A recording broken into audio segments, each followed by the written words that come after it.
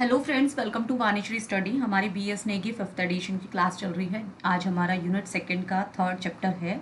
चलिए फिर स्टार्ट करते हैं। कार्तिकेयपुर राजवंश।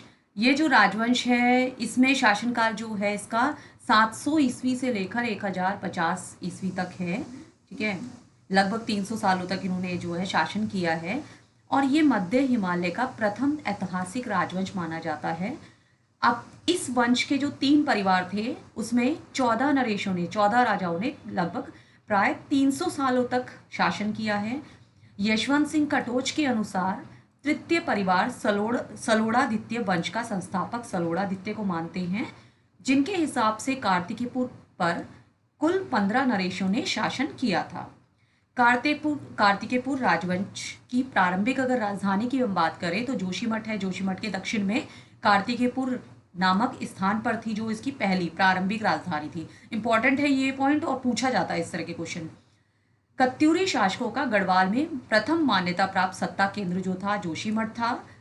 इसकी अगर दूसरी राजधानी की बात करें तो अल्मोड़ा के कत्यूर घाटी में बैजनाथ के पास बैजनाथ कार्तिकेयपुर में थी। तो पहली राजधानी आपने याद रखनी है जोशीमठ के दक्षिण में और दूसरी जो है अल्मोड़ा के कत्यूर घाटी में बैजनाथ में। ठीक है, अभी इस वंश के अभी तक हमें 9 अभिलेख प्राप्त हुए हैं। जो कौन सी लिपि का प्रयोग किया गया है उसमें कुटिला लिपि का प्रयोग किया गया है। याद रखिएगा कौन सी लिपि का प्रयोग किया गया है। ये छोटे छोटे पॉइंट्स हैं और ये पूछे जाते हैं इस तरह के। बागेश्वर से प्राप्त त्रिभुवन राज के शिलालेख से ज्ञात होता है कि प्रथम कत्यूरी जो नरेश था वो बसंत देव था। पहला नरेश याद रखना है। ठीक है, अब कार्तिकेयपुर जो वंश से संबंधित तामपत्र और शिलालेख हमें कहाँ कहाँ से प्राप्त हुए हैं? बागेश्वर से, पांडुकेश्वर से, कंडारा से, बैजनाथ से और चंपावत से हमें जो है तामपत्र और शिलालेख प्राप्त हुए हैं। इन अभिलेखों में प्रमुख ललित सुरदेव का पांडुकेश्वर तामपत्र व भूदेव का बागेश्वर शिलालेख व देशट देव का बालेश्वर मंदिर का तामपत्र शिलालेख प्रमुख है। पांडुकेश्वर के प्रथम 2 दान पत्र व कंडारा से प्राप्त एक दान पत्र ललितसुर देव का प्राप्त हुआ है। पॉइंट इंपॉर्टेंट है, इस तरह के पॉइंट पूछे जाते हैं। अब एटकिंसन के अनुसार जो है आसन और वासन कत्यूरी राजाओं के नाम थे। ये एटकिंसन ने कहा है ये बात। ठीक है, एटकिंसन ने सर्वप्रथम कार्तिकेयपुर राजाओं के लिए कत्यूर शब्द का प्रयोग किया था। तो सबसे पहले कत्यूर शब्द का प्रयोग किसने किया था? कार्तिकेयपुर राजाओं के लिए एटकिंसन ने किया था। ये एक लेखक है। एटकिंसन कत्यूरियों को कश्मीर के कटूरी और कटोर राजपूत का वंशज मानते हैं। ये एटकिंसन मानते हैं कि ये जो हैं कश्मीर के जो कटूरी या कटोर राजपूत हैं उनके वंशज हैं जो कत्यूरी हैं। कनिंघम के अनुसार कत्यूरी राजाओं की जो राजधानी थी लखनपुर जो राज गंगा तट पर स्थित थी और इसका जिक्र जो है ह्वेनसांग ने भी किया है। ह्वेनसांग ने अपनी पुस्तक में किया है। 7वीं सदी के कत्यूरी राजाओं की जो शीतकाल राजधानी थी डिकुली थी, जिसे गाने वाला भड़ भी कहते थे। बद्रीदत्त पांडे जो हैं वो मानते हैं कि कार्तिकेयपुर का प्राचीन नाम जो है कबीरपुर मानते हैं वो। हुएनसांग ने कार्तिकेयपुर को ब्रह्मपुर नाम से संबोधित किया है। याद रखिएगा ये चीजें। और जो कार्तिकेयपुर राजवंश है 3 भागों में बटा हुआ था। हमने पहले पढ़ा भी फर्स्ट लाइन में कि 3 थे। तो कौन कौन से थे? एक तो प्रथम परिवार, द्वितीय परिवार और तृतीय। पहला परिवार जो है प्रथम बसंत देव राजवंश, द्वितीय परिवार जो है निम्बर देव राजवंश और अगर तृतीय परिवार की बात करें सलोड़ादित्य राजवंश। तो प्रथम परिवार की देखते हैं पहले। इसके जो संस्थापक हैं बसंत देव थे, हमने अभी पढ़ा है। अब इस वंश के जो राजा बसंत देव थे उन्होंने उपाधि धारण की थी। किसकी उपाधि धारण की थी? कौन सी करी थी? परम भट्टारक महाराजाधिराज परमेश्वर की उपाधि उन्होंने धारण की थी। अब बागेश्वर लेख के अनुसार जो बसंत देव ने एक मंदिर को स्वर्णेश्वर नामक ग्राम दान में दिया था। स्वर्णेश्वर नामक ग्राम यानी कि गांव जो है दान में दिया था। जोशीमठ में नरसिंह मंदिर का निर्माण भी बसंत देव ने करवाया था। जोशीमठ से वासुदेव नाम का प्राचीन मंदिर है। जोशीमठ में वासुदेव नाम का प्राचीन मंदिर है। इस मंदिर में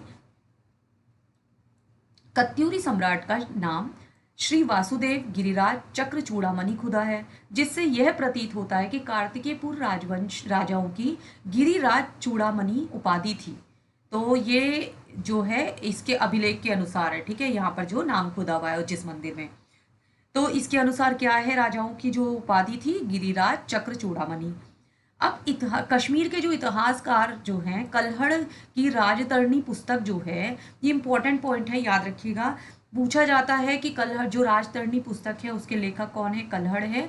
या फिर ये पूछा जाता है जो राजतरंगिणी जो पुस्तक है उसमें किसका इतिहास है, तो कश्मीर का इतिहास है उसमें, ठीक है।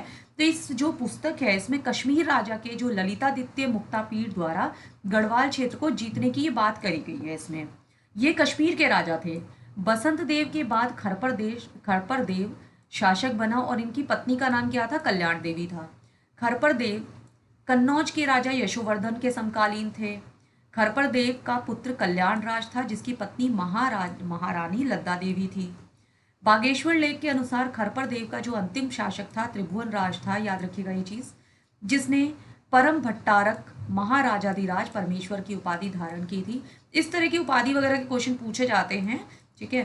त्रिभुवन राज ने व्याधेश्वर मंदिर के लिए भूमि दान की और किरातों से भी संधि की थी। त्रिभुवन राज ने किरातों और शोकाओं से भी संधि का वर्णन है। जो त्रिभुवन राज ने किरातों और शोकाओं से भी संधि की है, इसका भी वर्णन हमें मिलता है। अब द्वितीय परिवार की बात कर लेते हैं। जो द्वितीय परिवार है, नालंदा अभिलेख के अनुसार जो बंगाल में पाल शासक थे, धर्मपाल ने गढ़वाल पर आक्रमण किया था। ये सेकंड परिवार है, ठीक है। कि जो बंगाल में पाल शासक थे, बंगाल में उस समय पाल शासक चल रहे थे, तो वो पाल शासक जो धर्मपाल थे उन्होंने भी गढ़वाल पर आक्रमण किया था। और कार्तिकेयपुर राज्य में द्वितीय परिवार का जो संस्थापक था वो निम्बर था। निम्बर जो है शैव धर्म को मानता था, ठीक है, जिसकी रानी नादू देवी थी। ये किसको मानता था, ये थोड़े से पॉइंट इंपॉर्टेंट है, याद रखिएगा ये चीजें। जागेश्वर मंदिर में विमानों का निर्माण निम्बर देव ने करवाया था। निम्बर देव के बाद इसका जो पुत्र था इष्टगण देव शासक बना। इष्टगण देव की जो पत्नी थी उनका नाम क्या था, वेगा देवी था। निम्बर देव प्रथम कत्यूरी राजा थे जिसके द्वारा वास्तुकला का प्रारंभ किया गया था। निम्बर देव ने जागेश्वर को कुमाऊं के अति पवित्र क्षेत्र अर्थात धाम के रूप में चयनित किया। इनकी वीरता के लिए एटकिंसन जो है वो लिखते हैं कि ये अपने शत्रुओं को इस प्रकार पराजित करते हैं जिस प्रकार सूर्य के आगमन से कुहांसा पिघल जाता है। इष्टगण देव कार्तिकेयपुर राजवंश का प्रथम शासक था जिसने समस्त उत्तराखंड को एक सूत्र में बांधने का प्रयास किया। इष्टगण ने जागेश्वर में नवदुर्गा, महिषा मर्दनी, लकुलिश तथा नटराज के मंदिर बनवाए थे। ये ध्यान दीजिएगा किसने बनवाए थे, ये वो इष्टगण ने बनवाए थे, जागेश्वर में बनवाए थे। इष्टगण ने अपने पिता की तरह, ये भी अपने पिता की तरह जो है शैव धर्म को मानते थे। इष्टगण का जो पुत्र था ललित सुरदेव था। इसने लगभग 832 ईस्वी में ये गद्दी पर बैठा और यह कत्यूरी वंश का सबसे प्रतापी और शौर्यवान शासक बना। ललित सुरदेव का जो शासनकाल था वो 21वें और 22वें वर्ष के दो हमें ताम्रपत्र जो है प्राप्त हुए हैं। ललित सुर को पांडुकेश्वर ताम्रपत्र में कली कलंक पंख में मग्न धरती पर उद्धार के लिए 12 अवतार के समान बताया गया है। सर्वाधिक ताम्रपत्र हमें ललित सुरदेव के प्राप्त हुए हैं। इंपॉर्टेंट है, सबसे ज्यादा हमें जो ताम्रपत्र है किसके प्राप्त हुए हैं, कत्यूरियों में ललित सुरदेव के। ललित सुरदेव की जो दो पत्नियां थी, तो लया देवी थी, एक साम देवी थी। ललित सुरदेव की पत्नी साम देवी ने भगवान नारायण का मंदिर बनवाया था। बैजनाथ मंदिर का निर्माण ललित पुत्र भूदेव ने करवाया था। भूदेव बौद्ध धर्म का विरोधी था। इसे बागेश्वर शिलालेख में परम बुद्ध श्रमण रिपु कहा गया है। राजा ललित सुरदेव के पुत्र राजा सुजान देव ने विक्रम संवत 400 के लगभग गंगोली हाट नामक नगर बसाया था। तृतीय जो तीसरा परिवार है वो था सलोड़ादित्य वंश का, हमने अभी पहले पढ़ा भी है, और इसका जो संस्थापक था सलोड़ादित्य। इस वंश की स्थापना सलोड़ादित्य के पुत्र इच्छर देव ने की और इसकी जानकारी हमें किससे प्राप्त होती है, बालेश्वर और पांडुकेश्वर ताम्रपत्रों से हमें इसकी जानकारी मिलती है। इच्छर देव की पत्नी का नाम सिंधु देवी था। इच्छर देव के बाद क्रमशः देसत देव, परम देव शासक बने। देसत देव को दीन दुखियों का रक्षक, मसीहा एवं स्वर्णदाता कहा जाता है।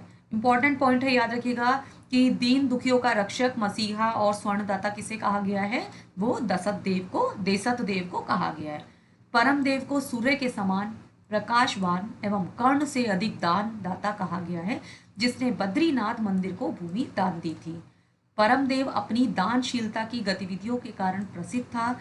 इस विषय में इसकी तुलना बलि, वैकर्तन, ददीची और विक्रमादित्य से की जाती है। परमदेव का उत्तराधिकारी उसका पुत्र सुभिक्ष राजदेव बना, जो भगवान विष्णु का परम भक्त था।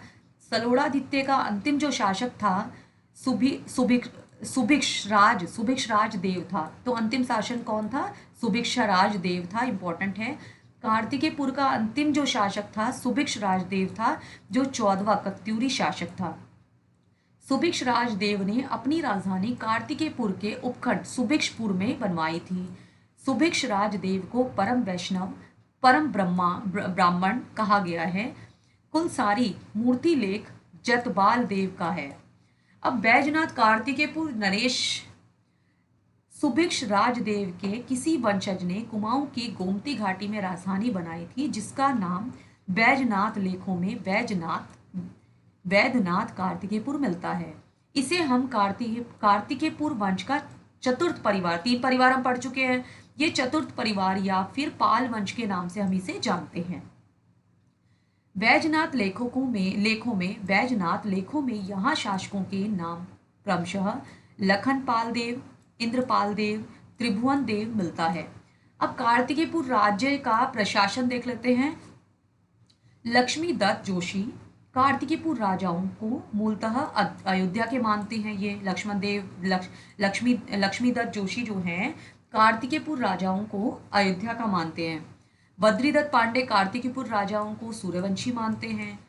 इन शासकों की जो राज्य भाषा थी वो संस्कृत थी, और अगर लोक भाषा की बात करें तो पाली थी। लोक भाषा थी पाली, और राजभाषा की बात करें तो वो संस्कृत थी। ये क्वेश्चन पूछा जाता है कि इनकी राजभाषा क्या थी, तो संस्कृत थी।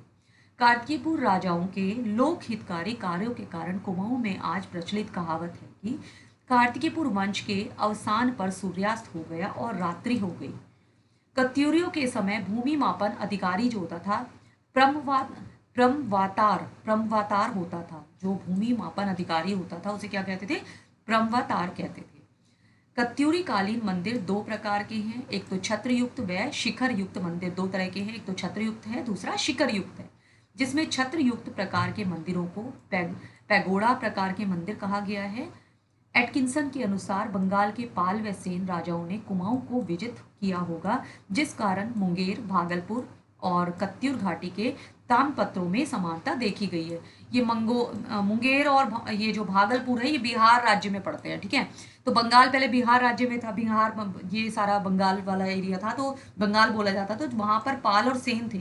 ठीक है, तो वहां पर जो ताम्रपत्र हैं उनके समानता देखी गई है, जो मुंगेर और भागलपुर से हमें जो प्राप्त हुए हैं। ठीक है, गमागमी कार्तिकेयपुर राज्य में चिट्ठी ले जाने का वाला कर्मचारी होता था, जो डाकिया का काम करता था।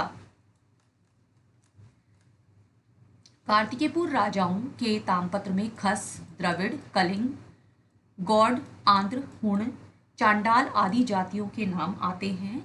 इनके ताम्रपत्रों में दक्षिण की जाति का नाम आने का अर्थ या तो वह इस क्षेत्र में आकर बसे हों, या तो उन प्रांतों में कत्यूर शासनकार रहा होगा।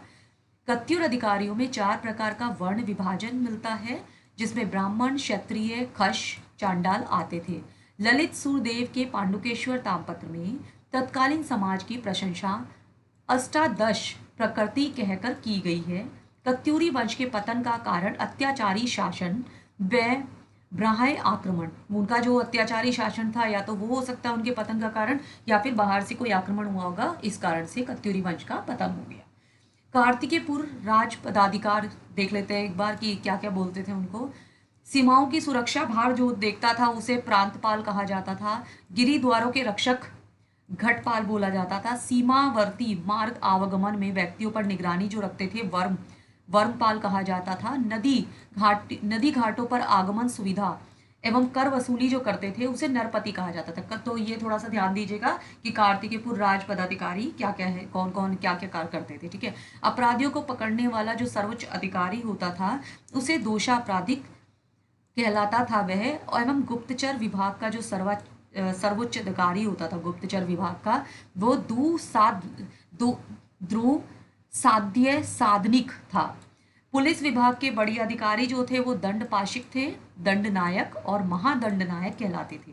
कत्यूरी प्रशासन में तहसील स्तर की जो प्रशासनिक इकाई को कर्मांत कहते थे, जबकि राजमिस्त्री को कारिका कहा जाता था। चोर डाकुओं को पकड़ने वाला महका चोरो द्वर्णिक के अंतर्गत होता था। सौदा भंगाधिकृत राज्य का मुख्य आर्किटेक्चर होता था, जो आर्किटेक्चर जो बनाता था, जो आर्किटेक्चर तो पता होगा कि क्या होता है, ठीक है। राज द्रोबारिक पद महल का प्रहरी एवं मंत्री परिषद को राजमात्य कहते थे। पांडुकेश्वर लेख में कुमारामात्य शब्द का प्रयोग राजकुमार के लिए हुआ है। अक्षपटलाधिकृत गृह मंत्री और जो भूमि का रिकॉर्ड देखता था उसे महासंधि विग्रहिक शांति या विदेश मंत्री होता था। कार्तिकेयपुर सेना 4 भागों में विभाजित थी। चारों सेना अंगों के प्रधान महासामंत कहते थे। वो 4 जो भाग थे वो क्या क्या थे, देखिए। पदाधिक पैदल सेना नायक गौलिमिक है।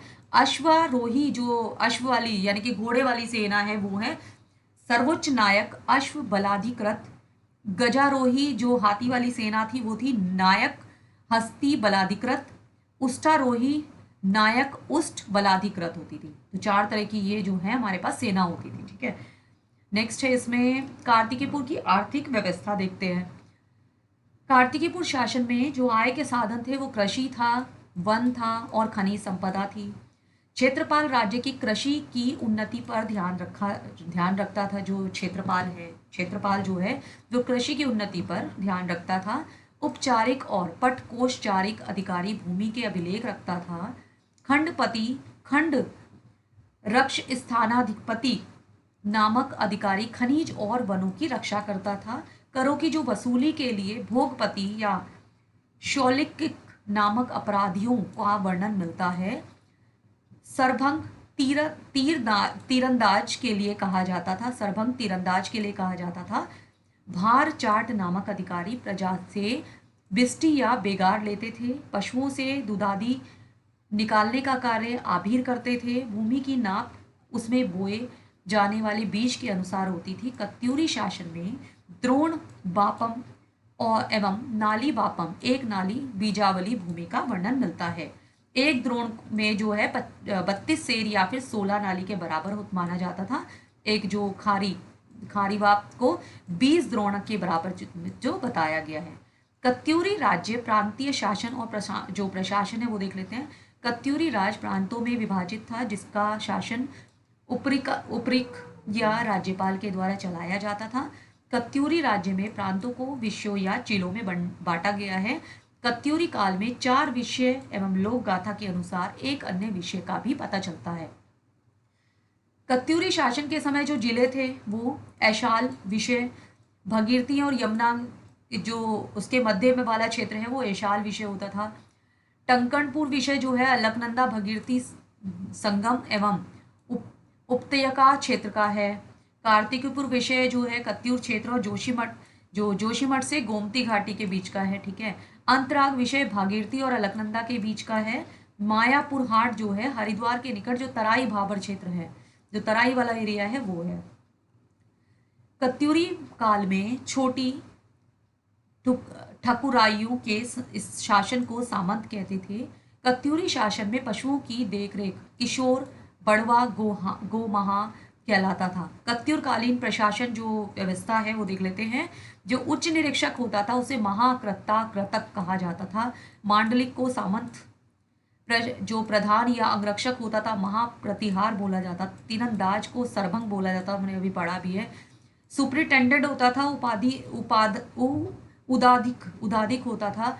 अभिलेखाधिकारी जो होता था उपचारिक कहा जाता था उसे।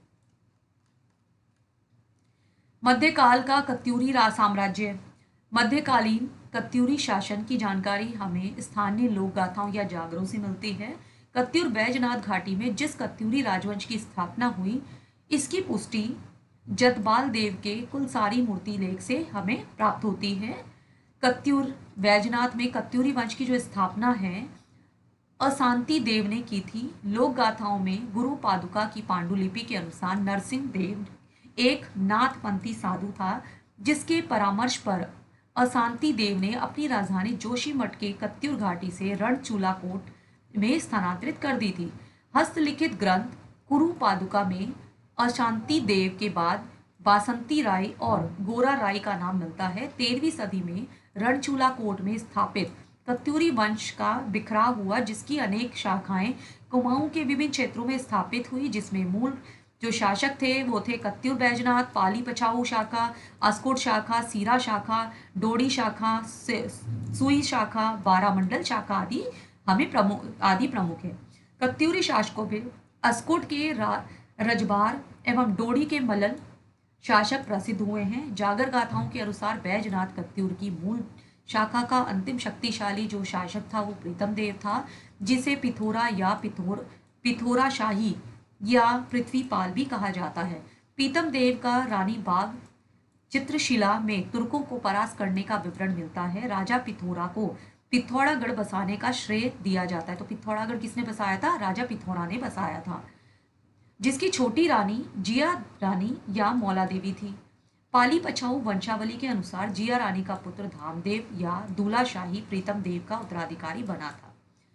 कत्यूरी शासक धामदेव के समय छमुना पातर नामक प्रसिद्ध नाट्यांगना थी। धामदेव ने डोटी पर विजय प्राप्त की, उसे अपने कत्यूरी साम्राज्य में मिलाने का वर्णन मिलता है। धामदेव के मालू शाही और लाड़म शाही नामक 2 पुत्र थे। बैराट या चौखुटिया में राजा मालू शाही एवं दारमा की शाक्याणी राजुला की प्रेम प्रणय गाथा आज भी कुमाऊं में प्रचलित है। धामदेव के बाद ब्रह्मदेव का नाम आता है, जिसे जागरों में बीरम देव भी कहा जाता है। अशांति देव वसंत का अंतिम शासक ब्रह्मदेव एक अत्याचारी शासक था, जिसे अंतिम कत्यूरी शासक भी माना जाता है। ये लखनपुर का राजा था। जिया रानी की गोलोक गाथा के अनुसार तैमूर लंग ने हरिद्वार पर आक्रमण किया था, जिसका सामना ब्रह्मदेव ने किया। इस युद्ध में वह मारा गया। अब उत्तराखंड में बहु अराजकता युग 1191 ईस्वी में नेपाल राजा अशोक चल्लल ने कत्यूरी राज्य के कुछ भागों पर अधिकार कर लिया। अशोक चल्लल के बारे में हमें जो जानकारी मिलती है वो गोपेश्वर त्रिशूल शिलालेख से हमें प्राप्त होती है। जो बालेश्वर मंदिर ताम्रलेख के अनुसार 1223 ईस्वी में दुलू या नेपाल शासक क्रांचल देव ने कत्यूरी शाह राज्य में अधिकार ले लिया था। एक चक्रा या चक्राता में बहु बाण वंश का शासन था। इसके 7 राजाओं का वर्णन हमें मिलता है। राज्य सूरसेन बहु बाण वंश का महानतम शासक था।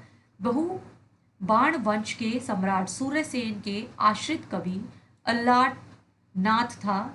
सिरमौर प्रदेश में राणा देवपाल का शासन था। सिरमौर के गणपति राजा देवपाल के संतुरगढ़ सलमुर दुर्ग पर बलबन ने आक्रमण किया था।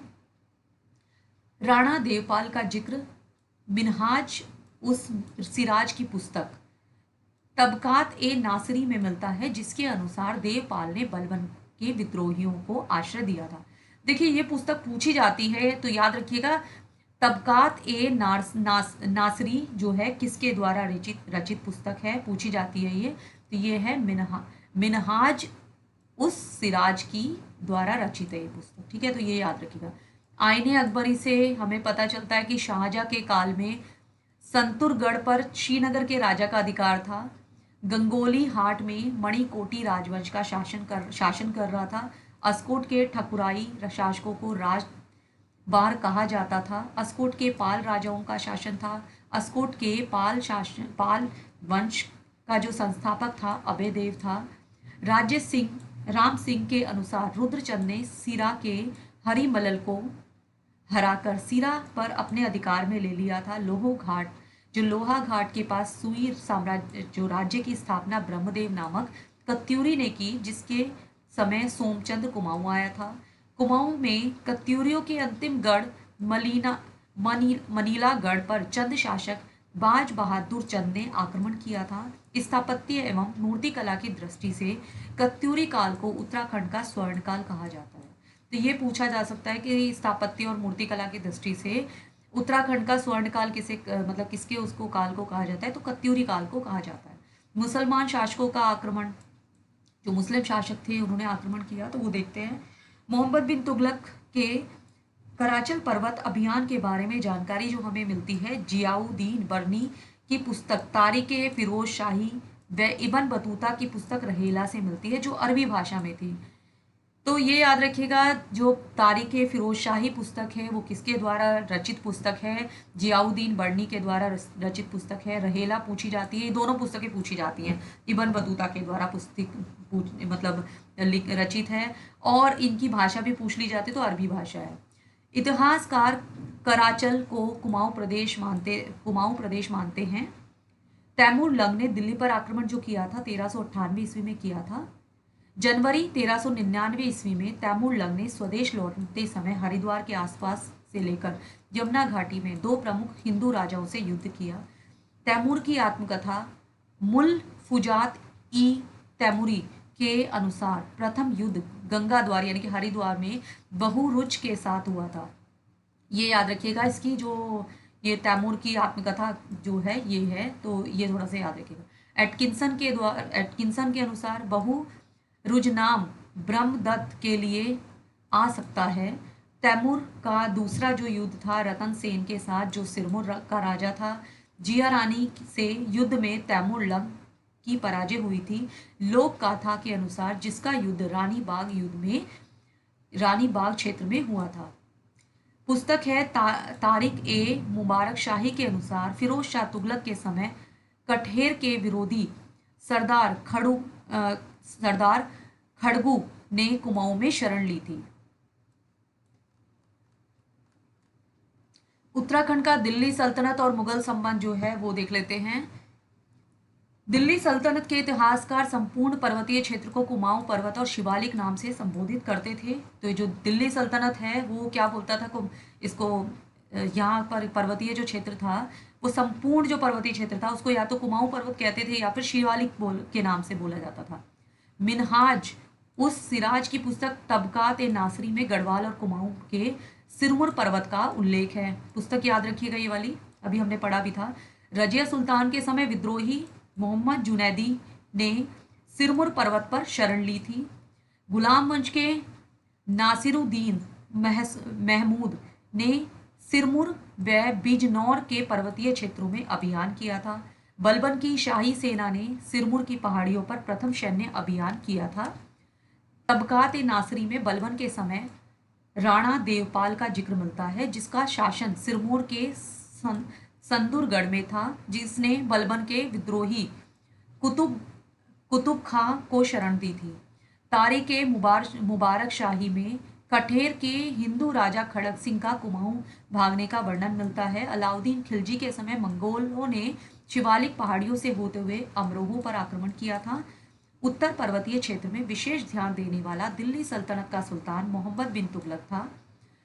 मोहम्मद बिन तुगलक ने कांगड़ा घाटी में स्थित नागरकोट किले का निर्माण किया था। तो ये क्वेश्चन, ये इंपॉर्टेंट पॉइंट है कि जो कांगड़ा घाटी में स्थित नागरकोट किला है उसका निर्माण कौन से दिल्ली सल्तनत का कौन से सुल्तान ने किया था, तो मोहम्मद बिन तुगलक ने किया था। तराई और भाबर के लिए निज़ामुद्दीन अहमद ने दामन ए कोह नाम का प्रयोग किया है, जबकि अन्य जो मुस्लिम इतिहासकारों ने महतों का देश और कुटिल दरा नाम का प्रयोग किया है। जो तैमूर की आत्मकथा अपनी पढ़ी भी थी अभी, मुल फुजात ए तैमूरी व उसके इतिहासकार सरफुद्दीन की पुस्तक जफरा नाम में शिवालिक क्षेत्र के आक्रमणगाह में जिक्र जो है मिलता है। जफरनामा के अनुसार लाका मंडल के बहु बाण वंश के शासक रतन सेन ने तैमूर लंग से युद्ध किया था।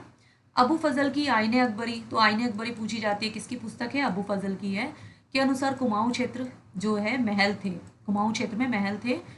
इतिहासकारों द्वारा आईने अकबरी में तराई के महलों के बारे में भिन्न भिन्न जानकारी हमें दी गई है। कुछ इतिहासकारों ने 29 महलों का, तो किसी ने 21 महलों का उल्लेख किया है। यह तथ्य अपने आप संख्यात्मक बना हुआ है। अकबर की रसोई के लिए हरिद्वार से गंगाजल मंगाया जाता था और मुगल सम्राट जहांगीर ने हरिद्वार की यात्रा की थी। दून क्षेत्र में मढ़ो सिंह भंडारी द्वारा यमुना तट पर बनाया गया शेरगढ़ के दुर्ग पर मुगल सम्राटपति नवाजत खां ने अधिकार कर लिया था। औरंगजेब ने हिमालय के बुडोलगढ़ को जीतने का फरमान मेदिनी शाह को दिया था। तो सेकंड चैप्टर हमारा आज कंप्लीट हो चुका है, कत्यूरी राजवंश। अब नेक्स्ट जो चैप्टर है, फोर्थ चैप्टर, हम नेक्स्ट लेक्चर में हम लोग उसको कंप्लीट करेंगे। चलिए मिलते हैं नेक्स्ट लेक्चर में। Thank you.